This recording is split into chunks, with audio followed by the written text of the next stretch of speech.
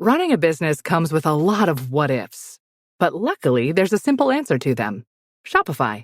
It's the commerce platform behind millions of businesses, including Thrive Cosmetics and Momofuku, and it'll help you with everything you need. From website design and marketing to boosting sales and expanding operations, Shopify can get the job done and make your dream a reality. Turn those what-ifs into... Sign up for your $1 per month trial at shopify.com/special offer. ¿Hablas español? Sprichst du Deutsch? Kann du Norsk? If you used Babbel, you would. Babbel's conversation-based techniques teaches you useful words and phrases to get you speaking quickly about the things you actually talk about in the real world, with lessons handcrafted by over 200 language experts and voiced by real native speakers. Babbel is like having a private tutor in your pocket. Start speaking with Babbel today. Get up to 55% off your Babbel subscription right now at babbel.com/Spotify. Spelled BABBEL.com/Spotify. Rules and restrictions may apply.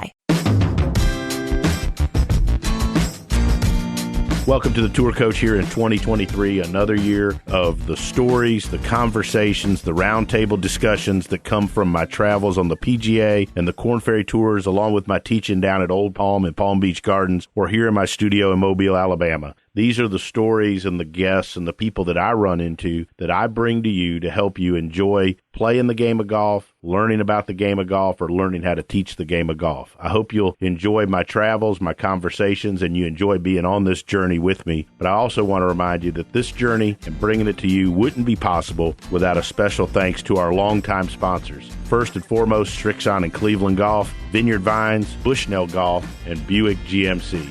Without those, the Tour Coach and all these travels wouldn't be possible to bring these conversations to you. I hope you'll enjoy sitting in with me on another version here of the Tour Coach. All right, so joining me here on the Tour Coach, I'm on my back porch drinking rum. He's somewhere in California, in Long Beach. Troy Grant. One of the things I like to do here on the Tour Coach is obviously we do roundtables. We bring tour players and different teachers on. But I always just like, people that I meet through traveling, and I've met this guy, hung out with him 2 times when I've been fortunate enough to be able to hang out in Vegas at the Butch Harmon School of Golf, talking to Troy Grant from out in Long Beach. And those are 2 of my favorite thing I've gotten to do the last few years, and was super impressed with Troy. Follow him on social media. We kind of text back and forth here and there about things that we see that make us scratch our heads on social media. But I wanted to showcase and just kind of shine a light on a guy that I think is doing a hell of a job out there. But also just an awesome all-around good dude to chat with and hang out. So, Troy, thanks for taking time. I know it's your off day, and I know you're in the middle of season, but hell, it's always season now, right? You're too kind for all those words you said. I appreciate it. Yeah, the weather out here is, we're finally getting some sun, which is good. No more rain. It rained here for 3 months. Yeah, I heard it was crazy out there. California. Yeah, I heard it was crazy. It was crazy. Yep, it was nuts, but we're good now. You're I'm good. Excited to get ready for, the summer golf stuff, instructional camps and stuff like that. So. Yeah, we're getting ready to kick ours up, and I mean, it's just, golly, every time, I said to my wife going into Augusta, I said once I get through Augusta, everything kind of slows down, and then I'll get into a normal routine. I was wrong. I mean, it's like we took 5 days, went down to the Keys, did a little fishing with my buddy Juice down there. Give him a shout out. I caught I caught a fish. You know what? I think you posted one, right, on social media? Yeah. Caught a big one. It was good. But man, I had a blast down there. But anyways, as you know, when you go through that grind where you have a bunch of days in a row, it's nice to get away every now and then and do that. Oh yeah. But let's talk about you. This is about you. Obviously played Long Beach State, really good player. We talked when we were out there in Vegas a little bit how you went like a lot of us and a lot of people, you tried to play for a living, but then, kind of got what made you go from playing to teaching, and let's start there. Let's start there and then go into your influences. I mean, I kind of know who some of them are, and we'll touch on that, but how did you go from playing to teaching? Well, I always wanted to teach. I just didn't know when I would start, you know. Uh-huh. When we all try to play and play and, we try to, achieve our dreams growing up, we want to be on the PGA Tour and we want to play in tournaments and, we want to be the next Tiger Woods, of course. And, you chase it and then, reality hits a little bit and, those guys out there have an extra gear, I probably, I was okay. I was decent. I got to play and travel a bit, which was great. And then, I hit, what was I, about 34. And I said, you know what? My son, he's 13 now. I've been away from him. I'm not making a killing out here. Why don't I just, I have this door open for me to go teach golf and this is the thing I love and love to do. And I'm like, how cool is it? I could start this at a younger age. I'll be around my son more as he's going through high school and start my academy and build something great and teach juniors and teach all levels. And this is my 8th year now, and okay. I can't believe it's been 8 years already. Goes by fast, doesn't it? Goes by fast. Yeah, wait till you've done 20 something and you got gray hair, man, and you're circling the drain. Man, I know. But it's cool. I mean, we get to share what we know and watch our students succeed, and it's just the whole process of teaching is really cool. You have this person from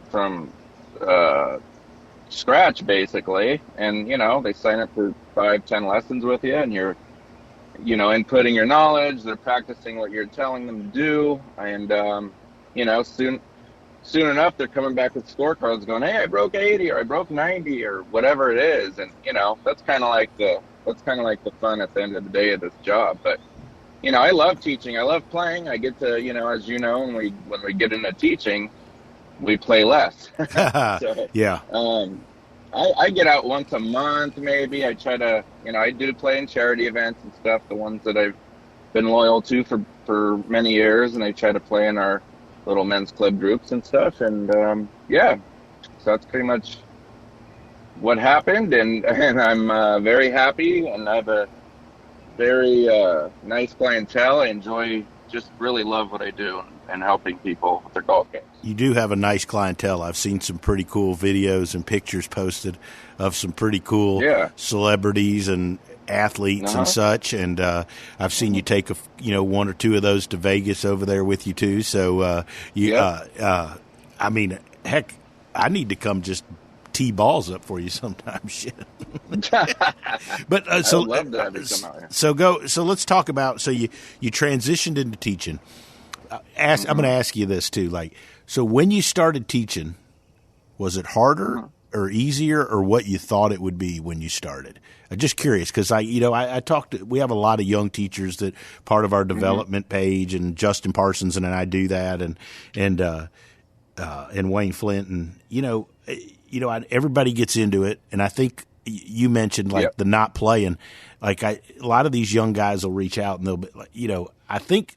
My opinion is, and I was the same way, I thought, well, shit, it can't be that hard, right? But curious what your thoughts were. So when you went from playing into teaching, was it harder or easier, or about what you thought it would be? When I got into teaching, I'm in my hometown. So, I haven't been around much because I'd moved to Orange County, California, which is 30 minutes south of Long Beach area. I've been there since 2003. So, I wasn't around much in Long Beach up until I started teaching. So once I got back at my home course, I guess you would say, everyone, there was a lot of same familiar faces. It's like, oh, you're teaching now, and, stuff like that. And so, the clientele part, I would say finding the clientele was difficult, right, at first, because it's like, okay, wait, people needed me before, now I need them now, right. Now I got to find these people. And I got to take everybody, I don't care what your age is or how you play, I'm taking you. Yeah. But as far as the teaching part of it, I learned a lot. And, I wasn't the biggest school guy, I was more of a sports guy. Yes, I respect teachers, but, there's a way you have to teach and a way you have to get words out and show people, certain things on the swing. You gotta show them things and also communicate it properly for them to understand. And of course, in the beginning, I'm like, okay, this is different now. Okay, I'm a good player, and now, okay, I can't get this 20 handicapper to hit a straight drive. And you start like, okay, I have a good knowledge box of my childhood instructors and my mentors and stuff like that, and and you use that stuff, and then you use stuff that you've learned as a player, like what worked for me, and then things start clicking. So yes, me being a teacher is kind of weird to say, because it's totally different teaching, and you got to know how to teach. You got to know how to communicate and make them better. I mean, that's in coaching and teaching, it's you got to do both. It was difficult. It was a little difficult, and but at the same time, I learned, and I still learn as I go. Sometimes I'm like, oh, I pulled that out of my hat. Perfect, that worked for them. There's always these little things, or maybe notes that you've taken from another fellow golf pro, and you use it on somebody. So there's always all kinds of knowledge to use, and that it's always helped me to dive into my knowledge box, I call it, and grab something. I mean, these people are paying you. They trust you. I mean, it's an honor to think about it. I don't think we sit back enough and go, this guy has contacted me and he's paying me and he's trusting me for an hour or however many hours. If you think about it that way, it's pretty damn cool, actually. It really is. It really is.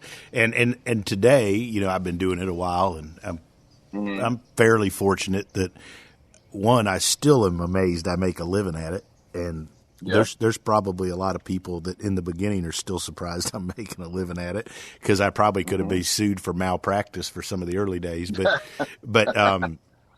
we're lucky to do what we do.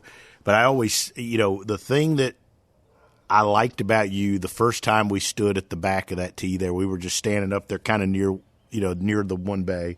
We got to talking was you to, and I mean this in like, to me, you're like, be nice. No, this is fantastic. No, if you know kidding. me, like you're an old school guy and a younger person that's getting results. Does that make sense? Because I think a lot of the young, and tell me if you think I'm just totally full of shit here. But I think a lot of the young people that start teaching now, rightfully so, they just submerge themselves into tech and they have all of that. And that's their way to teach. And you'll like this. We hired a young guy. We got the opportunity to put in a golf school up in Philadelphia at a great place, Bluebell, owned by a super good family, the Hansons. And we put this young guy who's young teacher. And, man, he wanted he was like, hey, can we get a swing caddy so we can get that? And I go, man, you need to get you a damn iPad and actually learn how to teach some damn people first. Yeah. Right? Because that's how I learned. Right? What do you think about that? I just feel like in all sports, as you mentioned, I do have quite a bit of, athlete friends that have played in big leagues and stuff like that, and they're going through it now. They go on Twitter and they're like, "What is this guy teaching about the baseball swing?" Like there's just that's so interesting. There's it just gets too technical, and whatever people want to teach is what they want to teach, but I don't know if they're doing it to try to just look smarter than what they are or knowledgeable. And they I hear a lot of people talk a lot throughout the lesson. It's like, they're not paying you to talk a lot. Right. You gotta, get to the point, fix what they need to get fixed, have some conversation with them and move on. But I think, and we all have this conversation with each other, friends and other instructors, and I think social media has made it to where it looks like our job is easy. I think when people like amateur golfers go on there and they see a guy with all these, different functions and, little just things, they're doing and talking, and, it guides them, and it makes them think that they know more than anybody because they're talking a lot. And they have all these little, aids everywhere. You know what I mean? Right. I'm not saying it can't help. Anything could help. But at the end of the day, I've been so lucky, like growing up. This is my 31st year in golf. I'm 42 now. Who did you take lessons from? Let's talk about your upbringing and teaching. So when I grew up at Lakewood Golf Course, it used to be Lakewood Country Club. They used to have the Long Beach Open there. Ben Hogan's played there. Snead, everyone's played there. So started in 92. My neighbor got me into golf. He was the golf pro at the golf course, and we're like 3 blocks away. So his name's Mike McMonigal. He runs LA County Junior Golf now, which is they go around all the county courses, and they give free instructions over the summer to all the kids. That's awesome. Pretty cool. So he's like, hey, you want to help me pull out golf carts in the morning? Because back then, the pros pulled out the golf carts out of the cart barn. Yeah. They didn't have cart guy. Oh, yeah. I'm 12. I'm going, I'm there. What time? Like, I want to drive, And so that's how that got started. And then, he gave me a Ping 5 iron, and I started hitting that. And I just fell in love with the damn game. And I was going with him like at 4 a.m. every day. But so he got me in the golf. He started me into it, gave me lessons. But the ultimate guy who owned the pro shop, Len Connett, who is still alive, I believe he's about 86, maybe. God, I hope I make it to 86. He was the captain at USC. He played on the tour back then. Very respected. Best friends with Paul Runyon. He took me out to play a few holes with Paul Runyon when I was about 15. I had no idea who this little old guy was, but he was the best chipper in the world. Correct. So Len mentored me because he was like, the older kind of grandfather figure that had the ultimate professionalism, you clean your shoes. He always tell me, you clean your shoes, Troy. You don't let anyone else clean them for you. You tuck in your shirt. You wear a collar. He was very, just on point with everything. And so being around him growing up, of course, he was the main pro there because he owned it.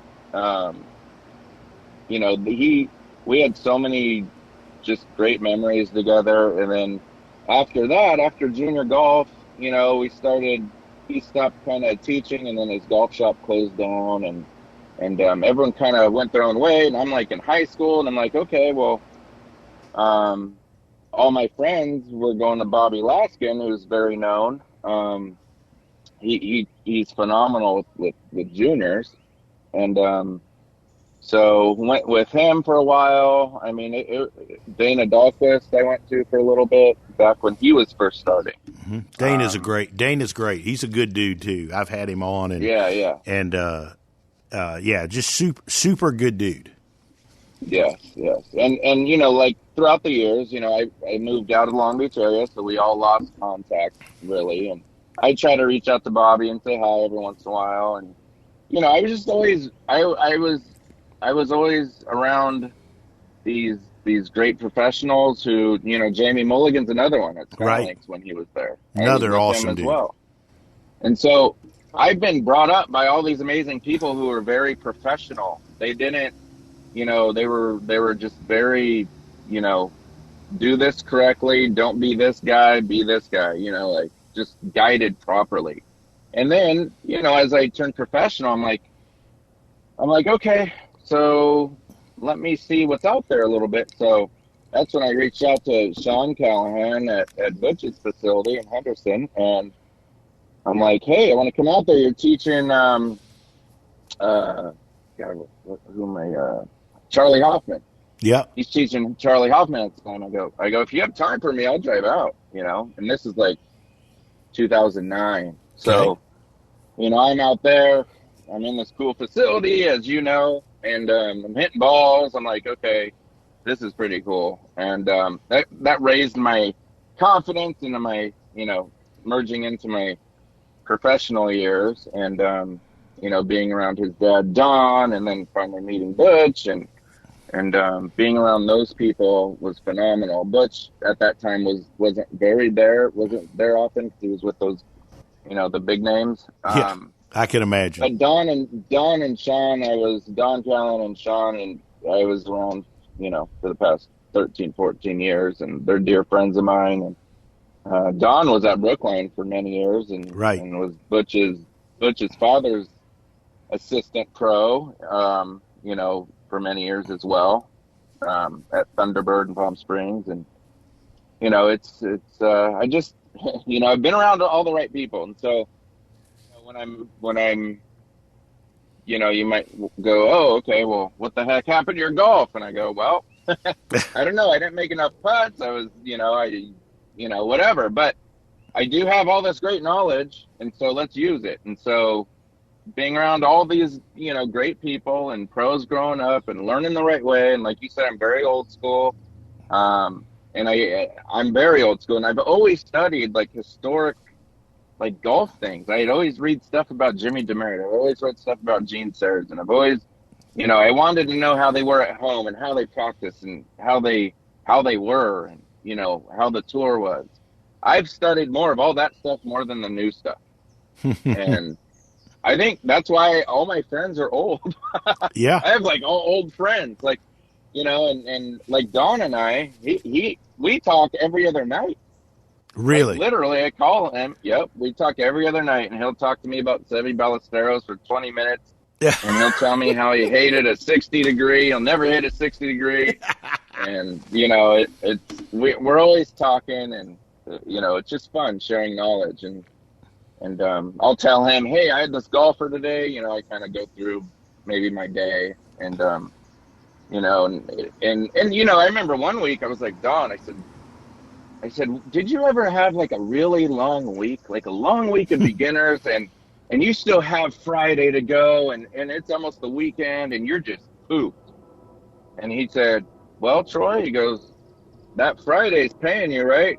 And I go, yeah. He goes, well, you go out there. He goes, you go out there until your last lesson and you give that last lesson of Friday the same exact energy you gave your first lesson on Monday. Yep. That's why you're busy. Like you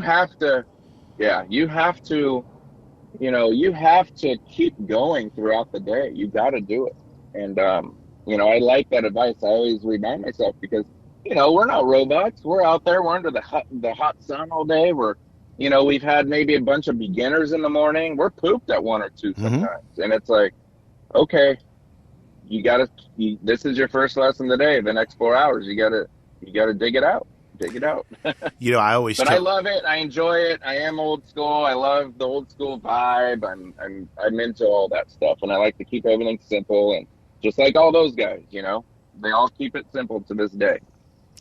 And and to me, and there'll be people won't like this podcast, but like that's okay. Matt Rudy once said, like I'm like. We were joking, like, I'm old school. Like, I have a force plate. I've got TrackMan. I got all that stuff.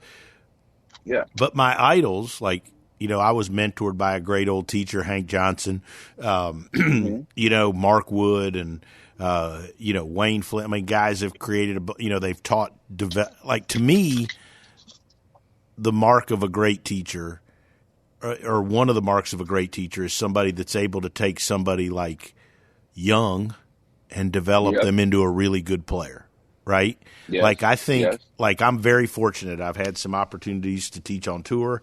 I think thankfully I haven't really screwed any of them up really bad. A couple of them have played pretty good, but like I think that's like the easier part of what we do. Like I think if you and I, if 10 tour players walked into our bay or onto our range, like man, like I think we do a pretty good job, right? Mm-hmm. But like to me, real teaching is taking a 13-year-old. I watch your videos. You sent me a video one time of a kid, and like that's Levi. Right, Levi. I couldn't remember his name. That kid's a stud, right? And like, but like to me, investing in that kid developing them, spending time, like that's real teaching. Yes. And to me, that's the mark of somebody, because it takes more than a damn TrackMan. It takes more than a force plate. It takes knowledge, and it also, what it also takes is actually giving a shit.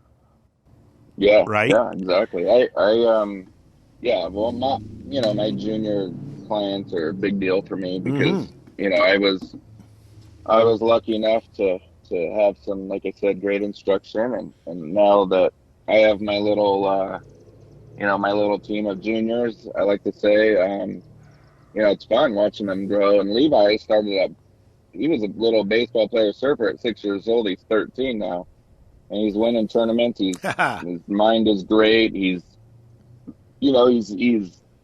just a great kid. And, all the kids I teach, I have a few that are doing pretty well. And, I'm not just teaching them golf. These kids got to learn everything.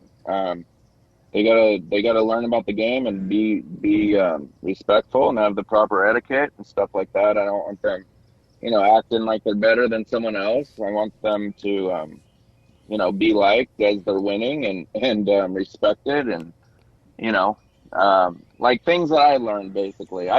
For me, I ain't gonna lie. When I was a player, when I was in high school, I was like, I would say I was like Nick Faldo. Really? Nobody liked me. Yeah, nobody really liked me. I was quiet. I wanted to just beat whoever was in my group. I didn't think about the bigger part of it. I didn't think about like how cool it was to play with these guys, or hey, this is high school golf, let's enjoy it. I wasn't like that. It was more like I was just, I don't know, I had a more focused way about me. And when I look back, I'm like, man, you look at yourself and you go, why are you like that? You aren't even that good. Yeah. But yeah, I was, I don't know. I think that just made me feel better about myself and made me play better. Maybe that was the thing. I don't know. But it wasn't something serious, but we also talked a lot of trash back then. So of course, it was fun.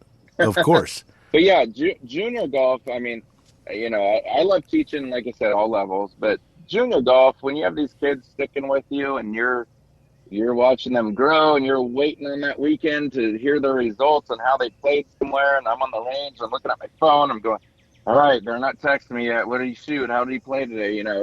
It's fun to kind of go through that. And, and you're always tweaking their swings, and junior golfers, they're like, man, you do it. You tell them what to do, they do it. They're very easy to deal with. And I remember, and I've even,